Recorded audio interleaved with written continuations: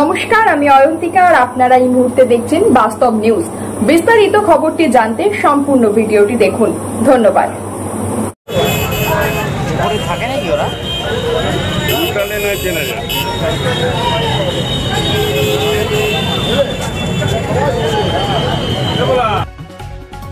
মহেশতলায় 5 তলার ছাদ থেকে যুবকের মারণ ঝাঁপ।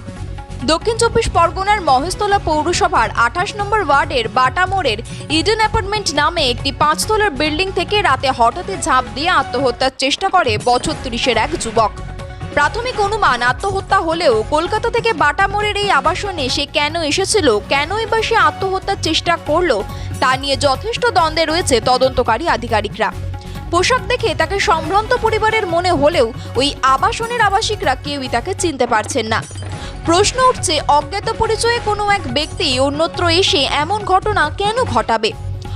ঘটনা ঘটার খানিক বাদেই মহেশতলা থানার পুলিশ ঘটনাস্থলে পৌঁছে গুরুতর আহত ওই ব্যক্তিকে বেহালার বিদ্যাসাগর হাসপাতালে চিকিৎসার জন্য নিয়ে যায়।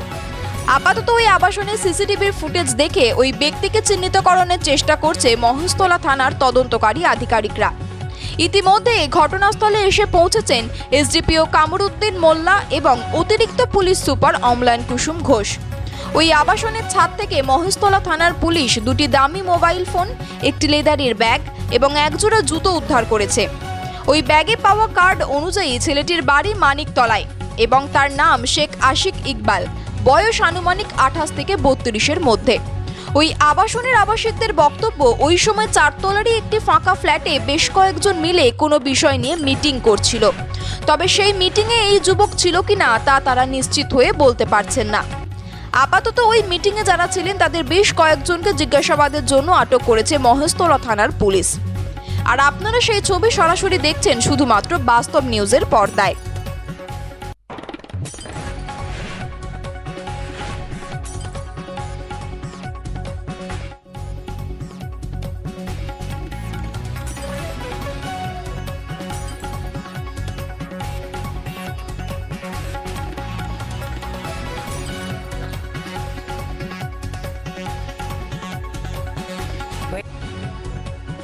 ঘটনাটা ঘটেছে বলতে, এখান থেকে 7টা 15-20 নাগাদ একজন ঝাঁপ দিয়েছে, উপর থেকে ছাদ থেকে ঝাঁপ দিয়ে নিচে পড়েছে।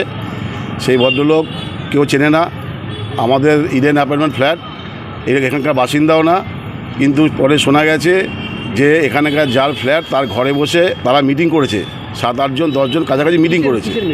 সেটা কিসের মিটিং তাদের ব্যাপার, আমরা কিছুই জানি না। এর আগে একদিনও করে গেছে, তাও আমাদের ফ্ল্যাটের অ্যাপার্টমেন্টে কেউ জানে না। আজকে ঘটনাটা ঘটেছে, তার থেকে কিছু আই কার্ড পাওয়া গেছে, ফোন পাওয়া গেছে।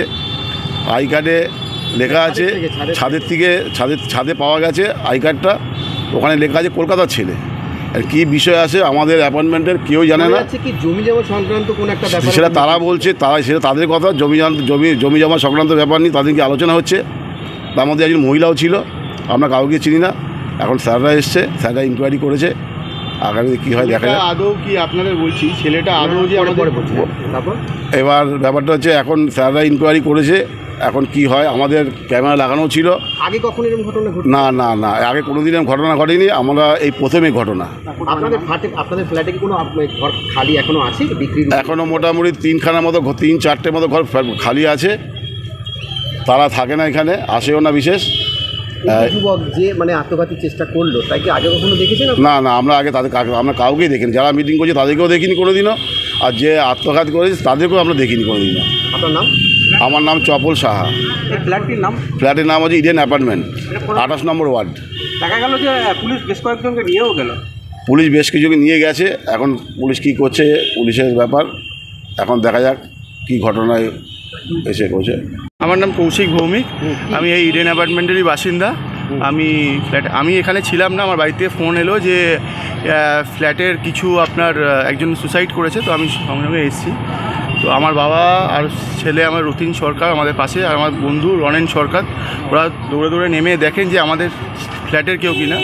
তো নেমে দেখছে যে ফ্ল্যাটের কেউ না, বাইরের বাসিন্দা, বাইরের কি ছেলে বলা যায়। এবার তারপরে ওনারা যখন ফ্ল্যাটের ভিতরে ব্যাক করছেন, তখন দেখছেন আমাদের সিঁড়ি দিয়ে কয়েকজন 6-7 জন মানে পরিচয় আমরা জানি না, মানে ফ্ল্যাটের লোক না, নেমে আসছেন। তো ওনারা জিজ্ঞেস করলেন যে আপনারা কোথায়, এখানে কী জন্য এসেছিলেন। তখন ওনারা একটা কথাই বললেন যে আমরা এখানে প্রশান্ত অধিকারীর ফ্ল্যাটে আমরা মিটিং করতে এসেছিলাম। আমরা বললাম ঠিক আছে, আপনারা তাহলে যাবেন না, দাঁড়ান, পুলিশ এলে আপনাদের সাথে কথাবার্তা বলবে হয়তো, কেন এখানে এরকম একটা ইনসিডেন্ট হয়েছে। তখন বললো না, ওনারা বললেন যে আমরাও এনাকে চিনি না, ওনাদের ভার্সন অনুযায়ী। তো এরপরে পুলিশ এসছেন, পুলিশ এসে ওপরে গেছে, ওপরে গিয়ে আপনার ছেলেটির ব্যাগ পেয়েছে, ব্যাগের মধ্যে বাইজুসের একটি কার্ড রয়েছে এবং তাতে বা রেসিডেন্সিয়াল অ্যাড্রেস যা আছে অ্যাজ পার পুলিশ, যেটা হচ্ছে মানিকতলার অ্যাড্রেস দেওয়া আছে মোস্ট প্রবাবলি। আর পুলিশ এখান থেকে ওনার দুটো আইফোন মোবাইল কালেক্ট করেছে, নিয়ে আপাতত থানায় গেছেন। আর যিনি প্রশান্ত অধিকারীর ফ্ল্যাটে যারা মিটিং করছিলেন, তো প্রশান্ত অধিকারীকে পুলিশ ডেকেছেন, নিয়ে গেছেন যে কারা মিটিং করছিলেন। যারা মিটিং করছিলেন তাদের আমরা জিজ্ঞেস করলাম কী দিয়ে, বলতে ওনারা বললেন যে আমরা এর আগেও মিটিং করেছি, চাবি সেটা আমরা দাদা বলতে পারবো না, কারণ আমাদের এখানে 3-4টে ফ্ল্যাট খালি আছে, কার ফ্ল্যাটে কে কখন আসছে সেটা বলা যায় না। আমাদের একটা ডিউটি থাকে, আমাদের প্রতিবার আমাদের গেট বন্ধ হয় সকালবেলা 6টার সময় গেট খোলা হয়, আর গেট বন্ধ হয়ে যায় রাত্রি 10টার সময়। যেটা আমরা আমাদের অ্যাপার্টমেন্ট ইডেন অ্যাপার্টমেন্ট, আমরা রেসিডেন্সিয়ালরাই কী করি, আমরা নিজেরা শিডিউল করে নিয়ে আমরা প্রত্যেকে সমস্ত গেট তালা দেওয়া, এক একজনের ডিউটি পড়ে। মনে হচ্ছে আপনার? দেখুন, যিনি করেছেন আমার যেটা মনে হচ্ছে উনি এর আগে হয়তো ফ্ল্যাটে এসেছিলেন, নাহলে হট করে অচেনা একটা ফ্ল্যাটের মধ্যে ঢুকে কেন হঠাৎ করে এরকমভাবে সুসাইড করতে যাবে। কততলা থেকে ঝাঁপ দিয়েছে? আমাদের এটা 4তলা ফ্ল্যাট, 5তলার উপর থেকে ঝাঁপ দিয়েছে, 7 থেকে ঝাঁপ দিয়েছে। উনি কি ওই মিটিংয়ে ছিলেন? বলতে পারবো না দাদা, এটা বলা যাবে না, বলতে পারছি না। আনুমানিক কখন হয়েছে ঘটনাটা? 7টা 15 নাগাদ হবে, 7টা 15 নাগাদ। আপনার নাম? আমার নাম কৌশিক ভৌমিক। সমস্ত খবর সবার আগে জানতে অবশ্যই বাস্তব নিউজ চ্যানেলটি follow, like, share and comment করতে ভুলবেন না। ধন্যবাদ।